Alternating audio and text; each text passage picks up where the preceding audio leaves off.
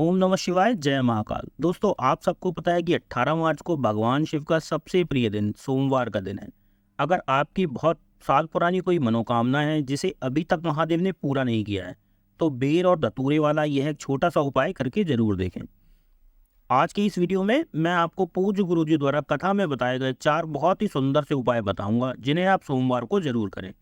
तो बहुत ही important video है, इसलिए सभी उपायों को सही से और पूरा समझने के लिए वीडियो को एंड तक जरूर देखें। आइए समझते हैं आज के पहले उपाय के बारे में। देखो, आपको यह उपाय करना है अपने बच्चे के लिए। अगर आपके बच्चे का दिमाग कमजोर है, पढ़ाई नहीं करता है, या अगर पढ़ाई करता है तो भूल जाता है, या अगर आपकी भी याददाश्त कमजोर हो गई है, आप भी बातों को भूल जाते हैं या कहीं पर कुछ रखकर भूल जाते हैं, या कोई व्यक्ति नशा करता है और आप उसका नशा छुड़वाना चाहते हैं, तो आप इस उपाय को कर सकते हैं। यह उपाय आप सोमवार के दिन कर सकते हैं, प्रदोष वाले दिन कर सकते हैं, या किसी भी शिवरात्रि को यह उपाय आप कर सकते हैं। देखो, जैसा कि आपको स्क्रीन पर दिख रहा है बेर का फल, ठीक है, तो आपको भी ऐसे साफ साफ 5 बेर ले लेने हैं। अब आपको ये सभी बेर लेकर जाना है महादेव के मंदिर में शिवलिंग के पास। अब आपके पास जो 5 बेर हैं, उन्हें सबसे पहले महादेव को प्रणाम करके आपको शिवलिंग पर समर्पित कर देना है। अब आपको महादेव के सामने खड़े होकर प्रार्थना करनी है। अगर आपके बच्चे का दिमाग कमजोर है या फिर आप किसी का नशा छुड़वाना चाहते हैं, तो अपने मन की बात महादेव शिव से कह देनी है। इसके बाद बाबा से मांगकर औषधि के रूप में भगवान शिव को जो आपने 5 बेर चढ़ाए हैं, उन्हें उठाकर आपको अपने घर वापस आ जाना है। अब इन बेर के फल को आपको उस व्यक्ति को खिलाना है जिसका दिमाग कमजोर है, या जिसकी याददाश्त कमजोर है, या जो व्यक्ति नशा करता है। अब ध्यान से समझना कि जब आप बेर को खाएंगे तो उसमें आपको मिलेगा बेर का बीज, ठीक है। अब इस बीज का क्या करना है वो ध्यान से समझो। आपको थोड़ी मेहनत करनी पड़ेगी, लेकिन हो जाएगा। घिसने से इसका चंदन जैसा बन जाएगा। अब आपको यह चंदन किसी बर्तन में या किसी शीशी में संभाल कर रख लेना है, और जिस व्यक्ति का दिमाग कमजोर है या किसी का नशा नहीं छूट रहा है, तो उसे 5 दिन तक लगातार चटाना है, या फिर उसके पानी में, खाने में मिलाकर उसे देना शुरू कर दो। जो भी व्यक्ति इस प्रकार शिवलिंग पर बेर चढ़ाकर उसको खाता है, उसकी बुद्धि का विकास होता है और नशे से छुटकारा मिलता है। तो इस सोमवार इस उपाय को करके आप जरूर देखें, ठीक है। तो ये हो गया पहला उपाय। अब समझते हैं आज के दूसरे उपाय के बारे में। देखो, अगर आपके घर में कोई व्यक्ति बहुत बीमार है, बहुत समय से दवा खा रहा है, लेकिन कोई आराम नहीं हो रहा है, तो आप इस उपाय को जरूर करें। आपको सबसे पहले लेना है एक कलश, और उसमें अपने घर का साफ जल भर लेना है। देखिए, गुरुजी ने कथा में हमेशा बताया है कि हमें शिवलिंग पर सिर्फ अपने घर का जल ही चढ़ाना चाहिए। अब जैसा कि आपको स्क्रीन पर दिख रहा है धतूरा, ठीक है, तो आपको भी ऐसा ही एक धतूरा ले लेना है। अब आपको लेना है थोड़ा सा 1 चम्मच शहद। अब ये सभी सामान लेकर आपको जाना है महादेव के मंदिर में शिवलिंग के पास। मंदिर जाकर सबसे पहले आपको महादेव को प्रणाम करना है, और उसके बाद आपके पास जो एक धतूरा है उसे शिवलिंग पर चढ़ा देना है। आपको धतूरे का मुख रखना है अपनी तरफ और उसकी डंडी रहेगी दूसरी तरफ। अब आपके पास जो शहद है, उस शहद को आपको इस धतूरे पर 5 बार में चढ़ाना है।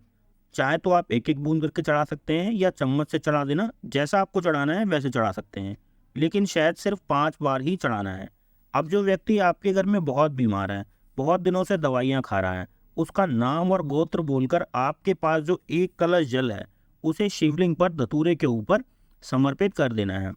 अगर यह उपाय आप अपने लिए कर रहे हैं, तो अपना नाम और गोत्र बोलकर आपको धतूरे पर जल चढ़ाना है। जो भी व्यक्ति सोमवार के दिन इस उपाय को कर लेता है, उसके घर से बीमारियां हमेशा दूर रहती हैं, और जीवन में कभी कोई बड़ा रोग आपके घर तक नहीं आता, ठीक है। यह हो गया दूसरा उपाय। अब समझते हैं तीसरे उपाय के बारे में। अगर अभी तक आपने इस वीडियो को लाइक नहीं किया तो प्लीज़ वीडियो को लाइक जरूर करें, और पहली बार चैनल पर आए हैं तो सब्सक्राइब जरूर करें। देखो, यह उपाय आपको करना है धन संपदा के लिए। अगर आपके घर में धन की कमी है, आपको पता ही होगा कि जब हमारे पास धन नहीं होता तो हमारा कोई भी काम नहीं होता। इसलिए आज के समय में धन व्यक्ति की सबसे बड़ी ज़रूरत है। सबसे पहले आपको धन कमाने के लिए मेहनत करनी होगी, चाहे आपका कोई बिजनेस है, नौकरी है, या कोई दुकान व्यापार है। अगर बहुत मेहनत करने के बाद भी, अपना कर्म करने के बाद भी धन नहीं आ रहा है, तो यह उपाय जरूर करके देखना है। तो इस उपाय को करने के लिए, जैसा कि आपको स्क्रीन पर दिख रहा है कमल गट्टा, ठीक है, तो आपको भी ऐसा ही मात्र 1 कमल गट्टा लेना है। अब इसके बाद आपको लेनी है सुंदर सी एक बेलपत्र। इसके बाद आपको लेना है एक तांबे का कलश, और उसमें अपने घर का जल भर लेना है। अब ये तीनों सामान लेकर आपको जाना है शिव मंदिर में शिवलिंग के पास।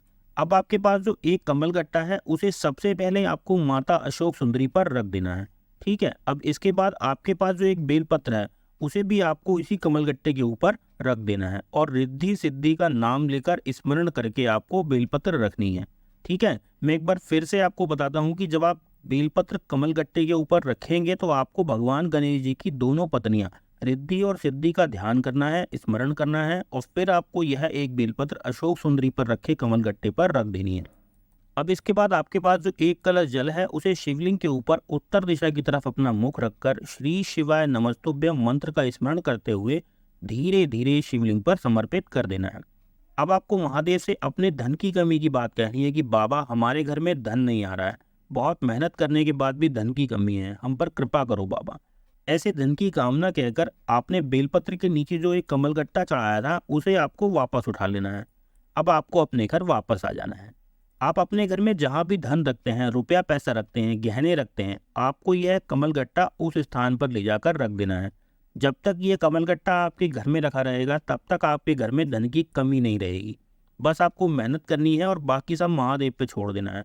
बहुत ही आसान सा उपाय है, इस सोमवार करके जरूर देखिए। चलिए अब बढ़ते हैं आज के चौथे उपाय की तरफ। आपको यह उपाय करना है अपनी मनोकामनाओं को पूरा करने के लिए। तो इस उपाय के लिए आपको लेना है सिर्फ एक चावल का दाना।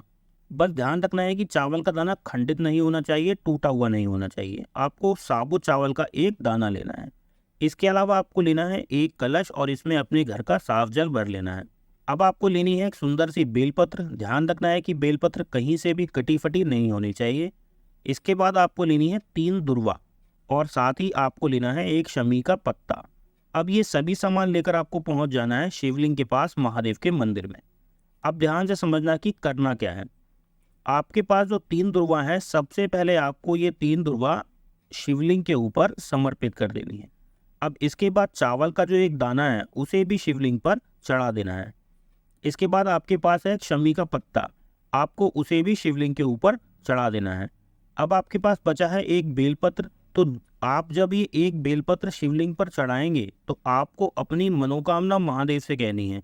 जो भी आपकी मन की इच्छा है, जिसे आप पूरा करवाना चाहते हैं, उसे महादेव से कहकर उसके बाद आपको बेलपत्र शिवलिंग पर समर्पित कर देना है।